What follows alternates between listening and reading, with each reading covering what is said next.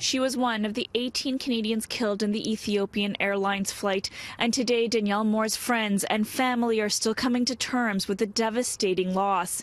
Today we caught up with one of her closest friends who tells us she was a bright light who never stopped smiling and spreading her happiness. Danny was very radiant. She was always smiling and always singing, and when you walked in the room and she was there, you just felt her presence. She was really passionate about the things she was involved in. She really cared about youth, ocean conservation, environmental activism, and Indigenous peoples in Canada.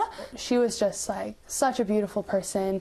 I knew it the second I met her. Stephanie Foucault looks through a pile of letters and postcards from one of her best friends. She sent me a bunch, so just kind of always there, always checking in, just a really kind person. You can just see it in the way she writes. They are the last ones she'll ever receive from 24-year-old Danielle Moore, whose life was taken on Ethiopian Airlines Flight 302. My heart just dropped when I heard the news. The two shared a fierce passion for the environment and met through a conservation program called Ocean Bridge.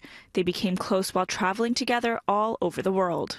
She was definitely one of those people that I just would go to for anything. Danielle was on her way to the United Nations Environmental Assembly in Nairobi. She was chosen from a long list of applicants to represent Canada as a youth delegate. She was just a really passionate individual that had so much to bring, and so she was definitely the most deserving person. Speaking with her just hours before the ill-fated flight took off, Stephanie knew how excited Danielle was to be on the trip. She still can't believe what happened. It feels like it's not even real. I feel like I've just let out so much emotions that it's gotten to the point where it's just, I almost can't anymore. But then it comes in waves. So 1 minute I'm okay, like right now I feel okay, but then the next minute I'm just a complete wreck and I'm just sitting in a ball crying. I follow you, deep sea, baby. Stephanie takes comfort now in hearing her friend's voice. So she liked singing? Oh yeah, she was fantastic at it. She had a beautiful singing voice. It's been really nice to just hear her voice in the background. What message do you think she would have wanted out in the world?